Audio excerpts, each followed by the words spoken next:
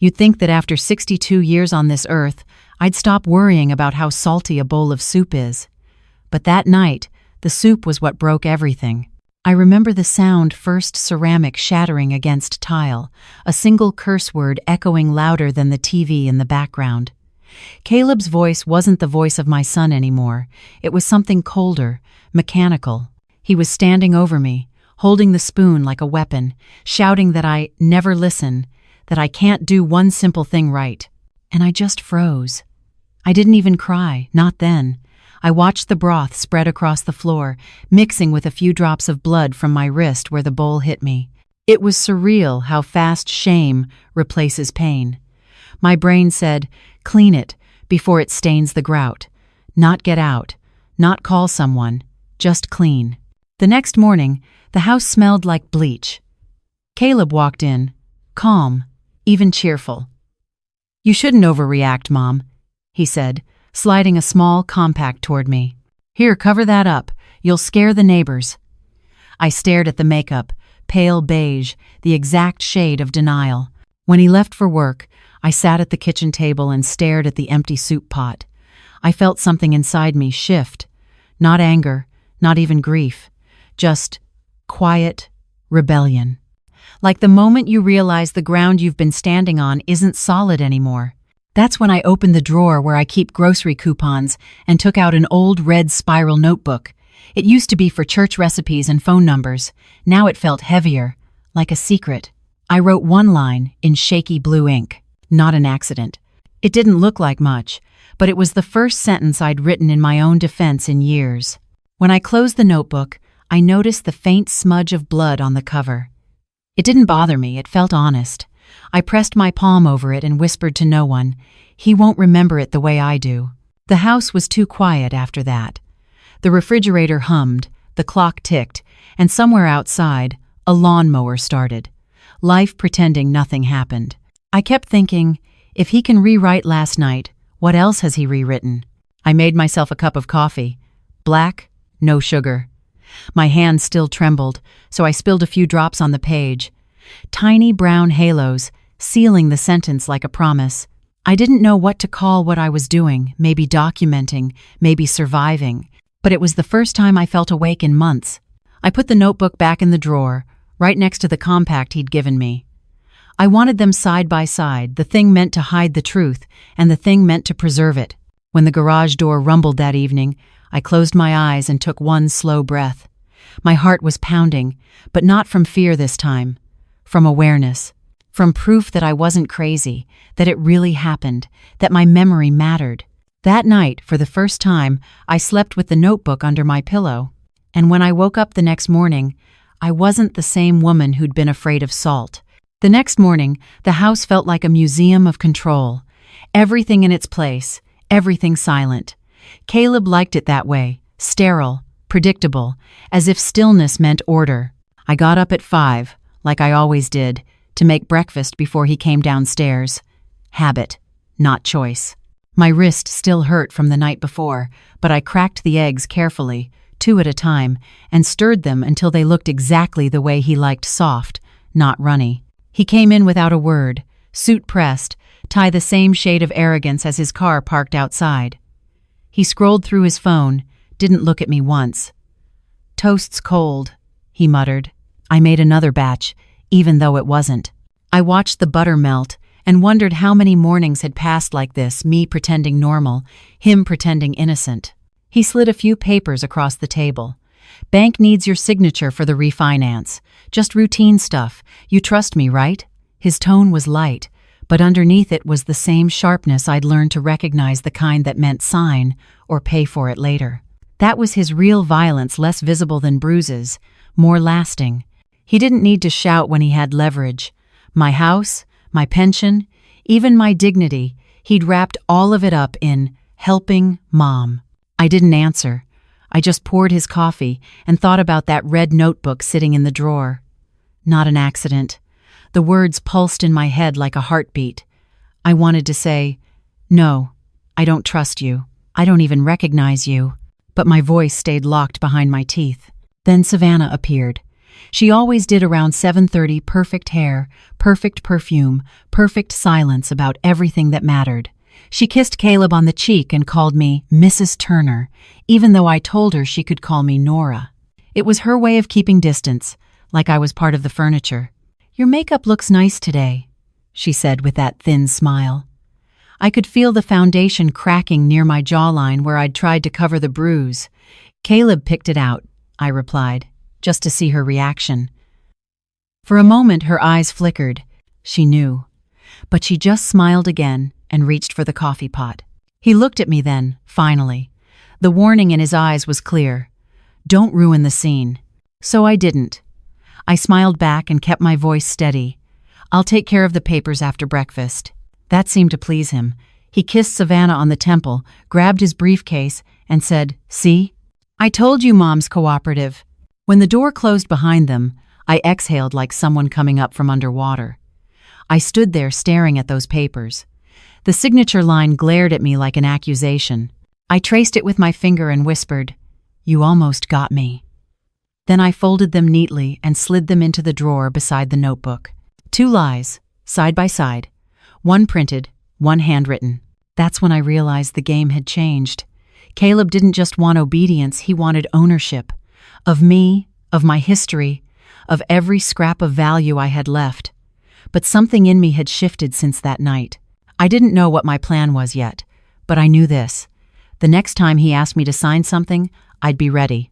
I looked out the window, at the morning light cutting through the kitchen blinds, and said softly to myself more than anyone, "He can forge my comfort, but not my consent."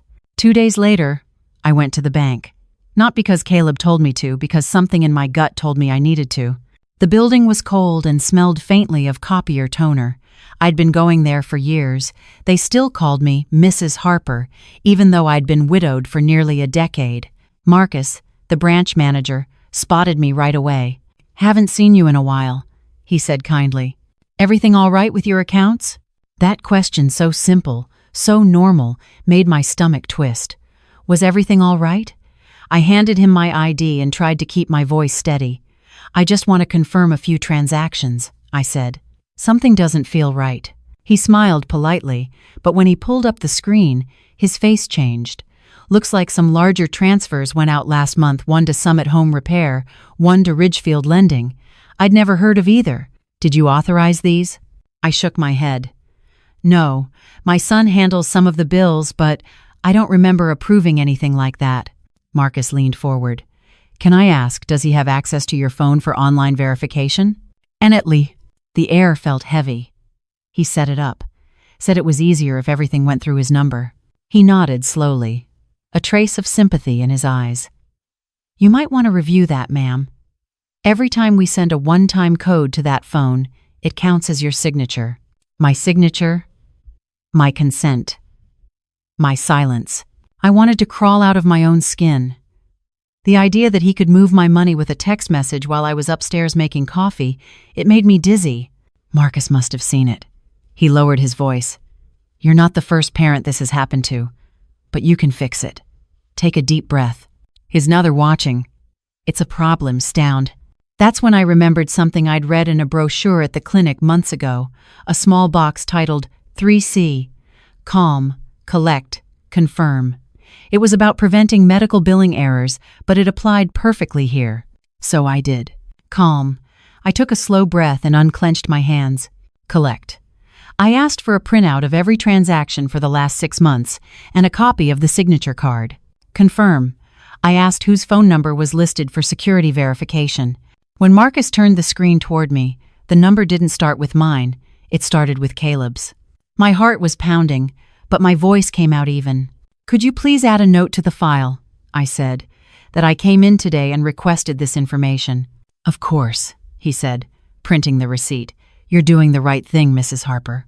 I folded the papers carefully, tucked them into my bag, and thanked him. Outside, the sun was bright, but it felt different, like I'd stepped out of a fog. At the bus stop, I pulled out my red notebook and wrote, "Bank visit. OTP linked to Caleb's number, not me."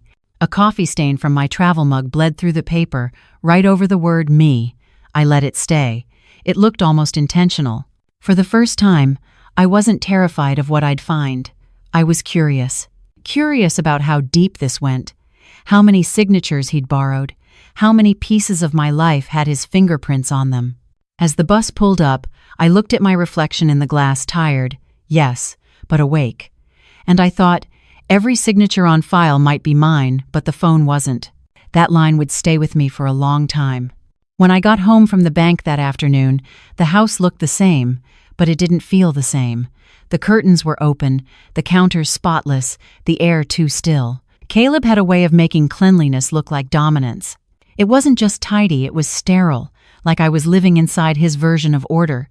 I poured myself a glass of water and sat at the table, staring at the documents from the bank. $14,000 to a contractor I'd never met. Another $8,000 labeled consulting. My hands trembled, but this time it wasn't fear, it was disbelief.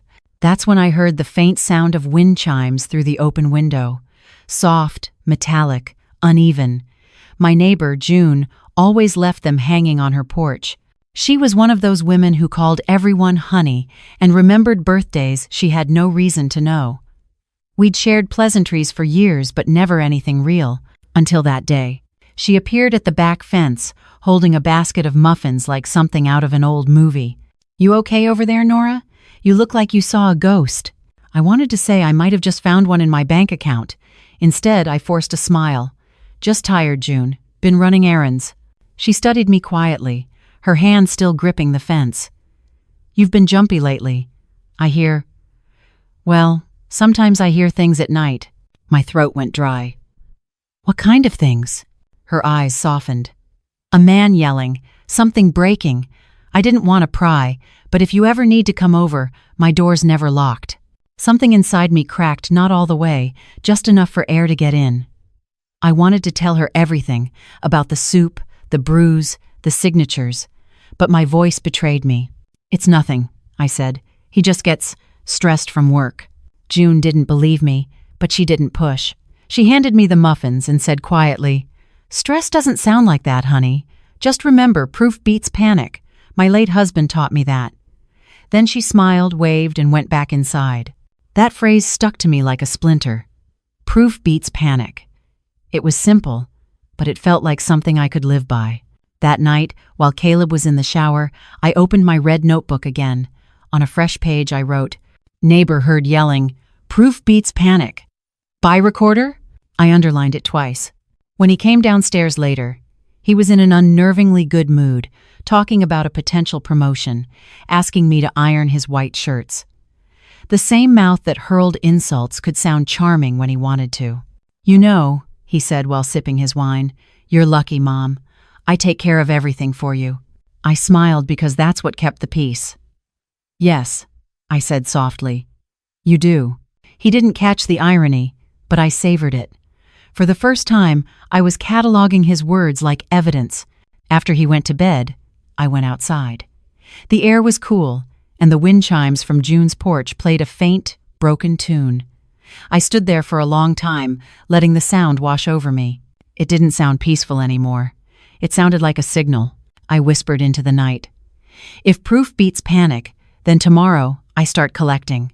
Then I went inside, locked the door, and slipped the red notebook under my pillow again because secrets felt safer when they slept close. The next morning, I walked to the hardware store on Main Street. I told the clerk I needed something to catch the mice in my attic, and he didn't ask questions. He handed me a small black voice recorder, sleek, simple, about the size of a lighter. It felt heavier than it looked, maybe because I knew what it would carry. Truth. I kept it in my pocket all day, waiting for the right moment. My heart pounded every time I heard Caleb's footsteps upstairs. I told myself, proof beats panic. That phrase had become my lifeline. When he came home that night, the storm arrived with him. The first words out of his mouth weren't, "Hello." They were, "Why did the bank call me?" I froze. My heart stopped before my brain caught up. "They didn't," I lied. His eyes narrowed. "Don't you dare play dumb, Mom. I got an email. You went there without telling me." "I just wanted to check my balance," I said, keeping my voice calm, steady. He stepped closer. Too close. "You think I'm stupid? You think I don't know what you're up to?" My hand trembled in my apron pocket, where the recorder was hidden. I pressed the tiny button with my thumb. A soft click, barely audible, became the loudest sound in the world to me. He started pacing, running his hands through his hair. "You don't understand how much I do for you. You'd be homeless without me. You'd be eating canned soup and counting pennies if I didn't step in." "I never asked you to," I said before I could stop myself. That made him snap. He slammed his fist against the counter, making the glass rattle. "You ungrateful old woman. You think you can live without me? You're pathetic." I stood there, every cell in my body screaming to run, but I stayed. For once, I didn't shrink. I looked him dead in the eye and said quietly, "I think I already am." He didn't know what to do with that. He stared at me, speechless for a few seconds, before storming upstairs. The silence that followed was so sharp, it made my ears ring. When the bedroom door slammed, I finally exhaled. My hand shook as I pulled the recorder out. The red light blinked softly, still recording. It had captured everything. That night, I sat at the kitchen table replaying his words. His voice filled the room, loud and venomous, but hearing it through the speaker made it different. Contained, shrunk down to something I could rewind, pause, and study. Power was shifting, 1 decibel at a time. At midnight, I heard tapping at the window. It was June, my neighbor, holding a flashlight. I opened the back door quietly. "Sorry to scare you," she whispered. "I just wanted to check if you're okay," I heard shouting again. Instead of lying, I held up the recorder. "I got it," I said. "I finally got proof." She smiled, small, proud. "Good. Keep copies. Don't confront him yet. Let paper speak first." She pressed a folded card into my palm. "This is Brenda. She works at the courthouse. She'll know what to do." When she left, I turned the card over. Brenda Ellis, Legal Aid Office, Domestic and Financial Protection Unit. The words blurred through my tears. For the first time in years, I didn't feel like a victim. I felt like a witness. I hid the recorder inside my coffee tin, under the bag of beans he never touched. Before bed, I added a new line in my red notebook. "Proof beats panic. Paper speaks first." I slept lightly that night, but for the first time, I wasn't afraid of the morning.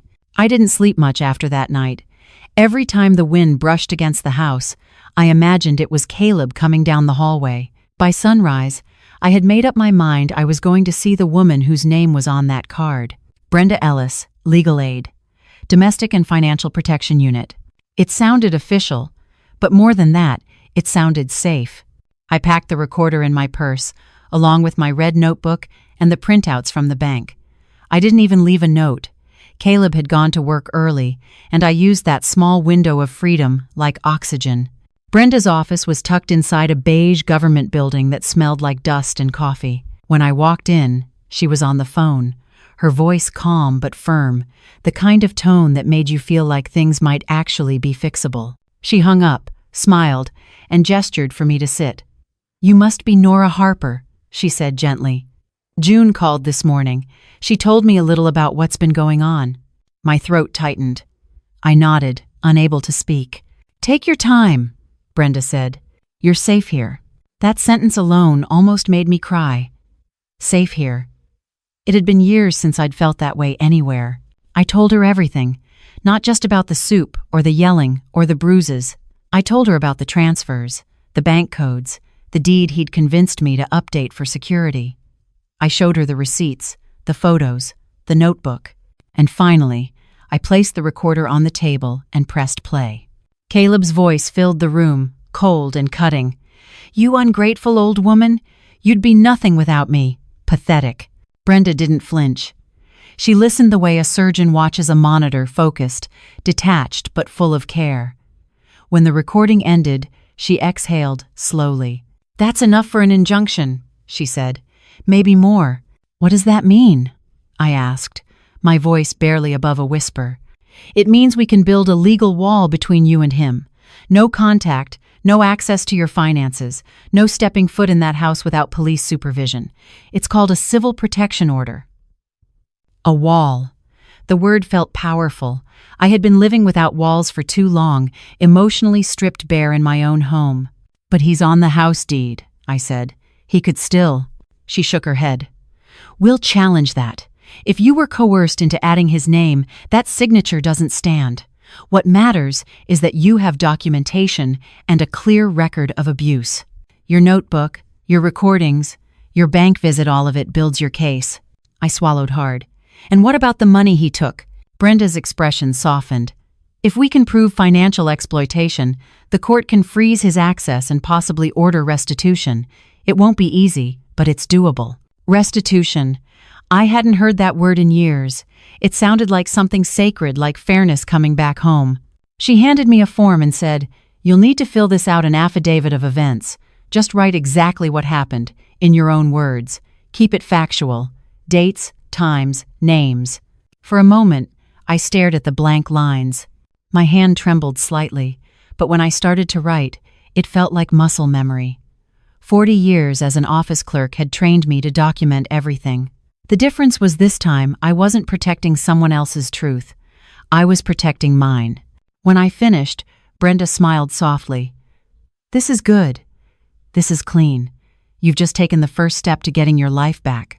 As I stood to leave, she added one more thing. "Nora, if he pressures you again to sign anything, remember this rule.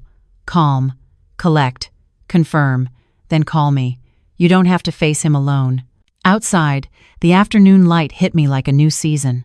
I looked down at my hands. They were still shaking, but not from fear, from adrenaline, from movement. That night, I didn't write much in my red notebook, just one line. Paper beats panic. People can too. For a few days after meeting Brenda, I lived in a strange kind of quiet. Not peace, just the pause before something inevitable. Caleb noticed it right away. He always did. Predators sense change faster than anyone. "You've been acting different," he said one evening, his tone half teasing, half accusing. "You're not scared anymore. Why?" I smiled faintly and kept chopping onions for dinner. "Maybe I'm just tired of being scared." He laughed, but there was no humor in it. "Don't get clever with me, Mom. You know what happens when you start thinking too much." That night, I wrote in my notebook, "He feels the shift. Stay steady." The next morning, he was gone before sunrise. I knew where he was headed, the bank. Brenda had filed a temporary freeze order, and he would find out soon enough. By noon, my phone started buzzing nonstop. Missed calls, angry texts. Then came the message that made my skin crawl. "You're done. I'm calling the doctor. You're not fit to handle your own affairs. They'll see how crazy you really are." The oldest trick in the book turned the victim into the unstable one. Darvo, deny, attack, reverse victim, and offender. Brenda had warned me about it. Still, seeing it play out in real time made my stomach twist. I didn't respond. Instead, I turned off my phone and went next door to June's house. She opened the door before I even knocked. "He's unraveling, isn't he?" she asked softly. I nodded. "He's going to try to have me declared incompetent." She motioned for me to sit, poured tea, and said, "Then you need eyes on him. Real eyes. Cameras, witnesses, something that speaks louder than his mouth." That afternoon, June helped me install a tiny camera above my kitchen window, barely noticeable, tucked behind a hanging plant. "Don't confront him," she warned. "Just let the truth film itself." Blessed to hear. By sunset, he was back. His car screeched into the driveway, gravel flying. The front door slammed hard enough to rattle the frames on the wall. "Did you freeze my accounts?" he barked. I stayed calm, repeating Brenda's mantra in my head. Calm, collect, confirm. "I didn't freeze anything," I said evenly. "The bank must have noticed some irregularities." He grabbed the back of a chair, his knuckles white. "You're lying." The camera light blinked once, tiny, invisible. "Proof," breathing quietly in the corner. "You've been talking to someone, haven't you?" he said, voice low now, dangerous. "Is it that nosy neighbor, that church friend, or maybe someone at the courthouse?" I didn't answer. He took a step closer. "You think a piece of paper will protect you? You think the cops care about an old woman who can't even cook soup, right?" And that was the moment something snapped. I wasn't afraid anymore. I was angry. Not loud. Explosive anger. Cold anger. The kind that sharpens every word before you say it. "You know what's funny, Caleb?" I said quietly. For a man who claims to take care of everything, you sure spend a lot of time cleaning up your own messes. His face went pale. What did you just say? Nothing you didn't teach me, I said. Proof beats panic. He froze. The words hit him like a slap. He didn't know where I'd learned them, but he knew they meant trouble. He stormed upstairs, muttering threats under his breath. I waited until I heard the door slam. Then I exhaled. That night, I took the SD card out of the camera and walked straight to June's house.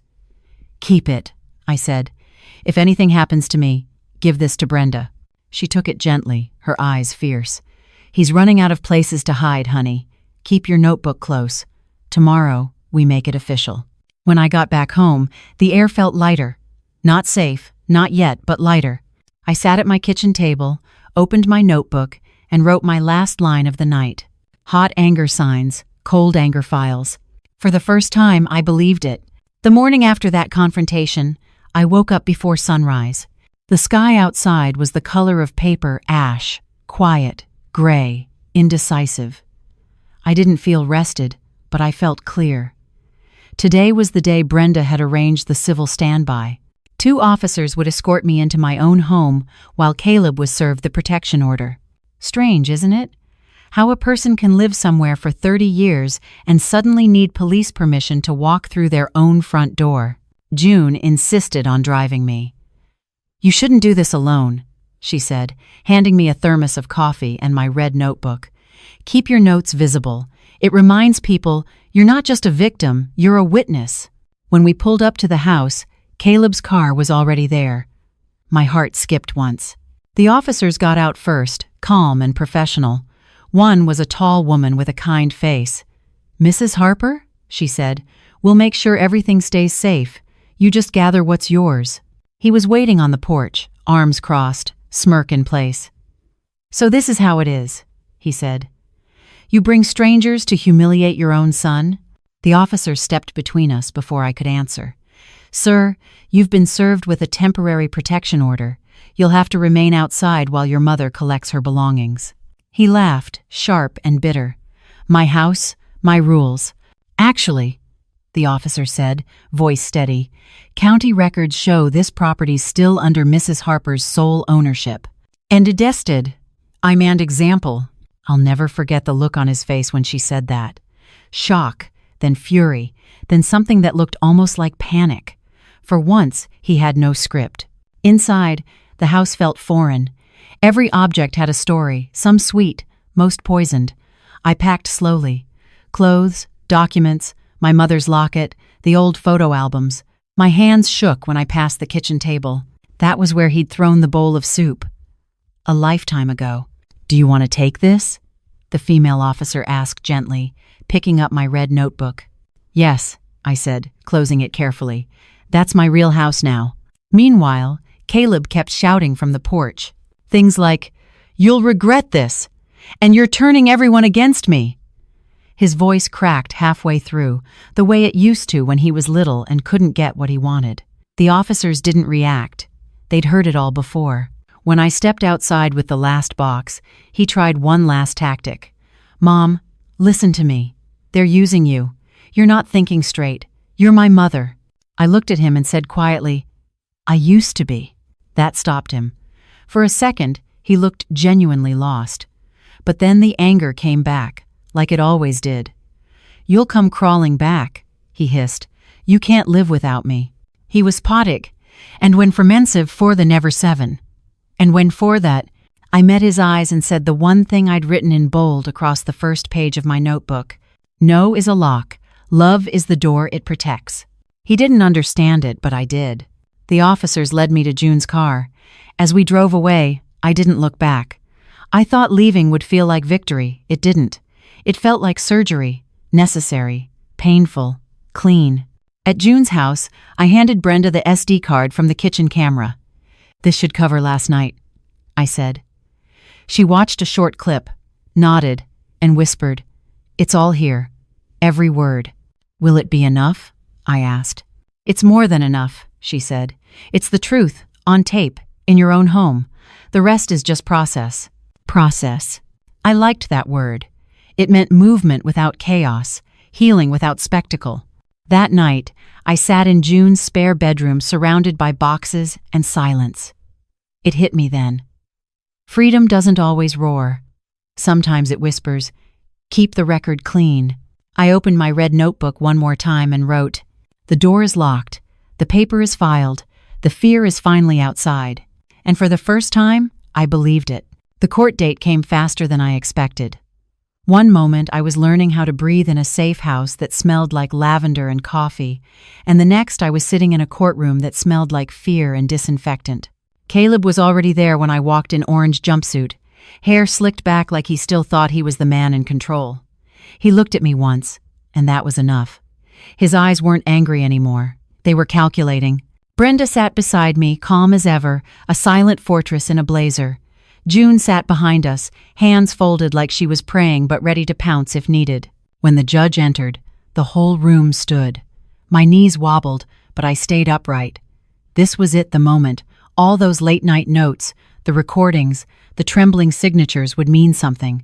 Brenda started by presenting the timeline. The financial records, the audio evidence, the video clips from the kitchen. Then, she played the one that mattered most, the night he threatened to have me declared incompetent. Hearing his voice echo through the courtroom felt surreal. "You think a piece of paper will protect you?" The courtroom fell silent. Even he seemed smaller, as if his own words had shrunk him. When it was my turn to speak, I told them the truth. I didn't dramatize it.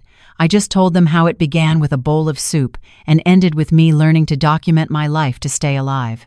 The judge, an older woman with silver hair and clear eyes, listened closely. When I finished, she asked only one question. "Mrs. Harper, what made you finally come forward?" I took a deep breath.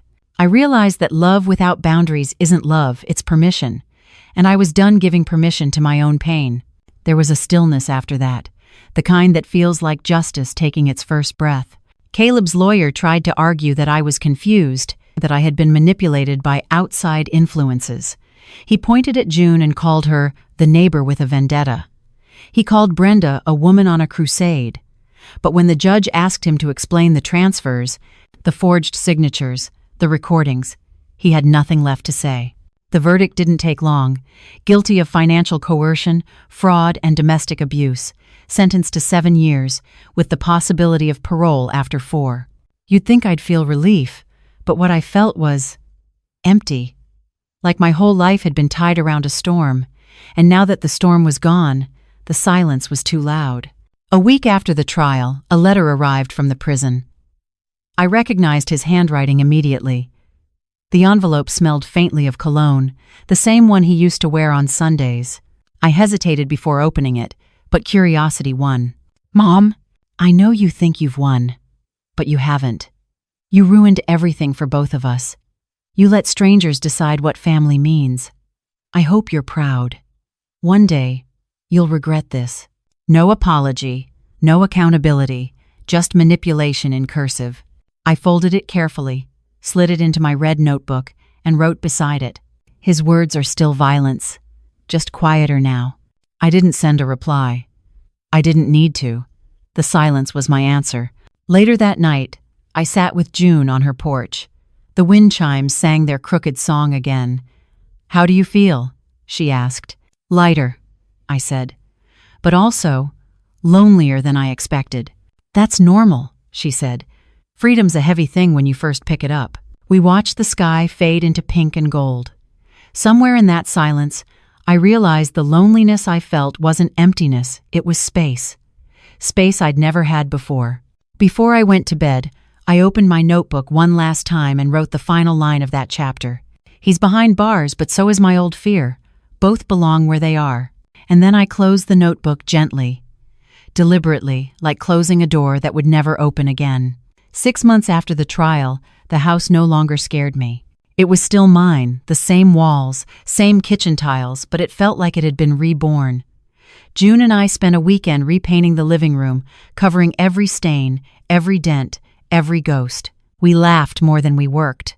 She called it reclaiming square footage from bad memories.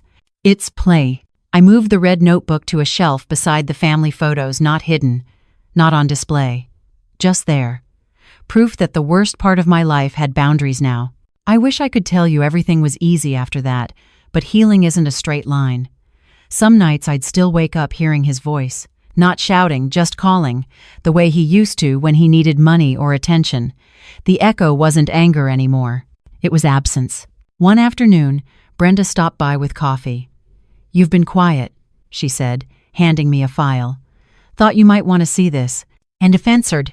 Inside were the restitution papers, some funds recovered from the frozen accounts, enough to pay off the house repairs and start something new.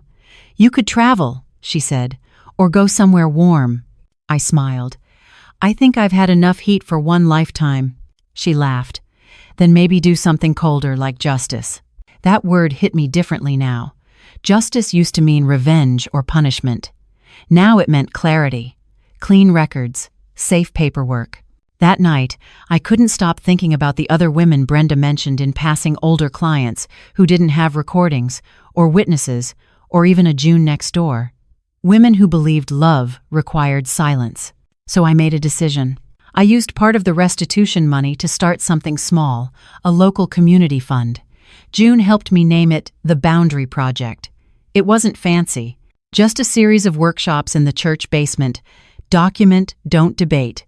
3C, calm, collect, confirm. How to spot financial control before it spots you. The first night, only 4 women came. One of them couldn't even say her husband's name out loud. Another brought her teenage daughter, just to listen. By the end of the session, the air felt lighter, braver. I wasn't a teacher. I was just someone who'd lived to tell. But that was enough. At the end of every class, I'd pass around small index cards. "Write one boundary you'll keep this week," I'd say. They'd scribble things like, no joint passwords, no signing under pressure, no apologizing for existing. Then we'd read them out loud. It was quiet, but it was power. I remember one woman asking me, "Do you ever miss him?" I thought about it honestly. "Sometimes," I said, "but I think what I miss isn't him, it's the version of me who still believed I could fix him." They nodded like they understood. Because they did. A few weeks later, the local paper wrote a small piece about the program. The headline read, "From Survivor to Record Keeper." I laughed when I saw it because it was true. My healing didn't come from revenge. It came from receipts. One afternoon, while packing up after class, I found a note left on the table. No name, no signature. It said, "You taught me that proof isn't cold. It's peace on paper." I folded it and slipped it into my red notebook, right beside the first line I ever wrote. Not an accident. That night, I made myself soup. The same recipe as that first night, the one without salt. I took the first spoonful and waited for the ache, the memory, the sting. But none came. The soup was simple. Honest. Mine. I looked around the kitchen, no shouting, no fear, just the faint sound of wind chimes from June's porch. And I realized something I wish someone had told me years ago. Freedom isn't loud. It's the sound of your own breath filling a space that finally belongs to you. I closed my eyes, whispered to the quiet room, "The record is complete. The page is mine." And for the first time, that sentence didn't sound like survival. It sounded like life. Sometimes the quietest victories are the ones that save us. Nora's story reminds us that freedom doesn't always roar.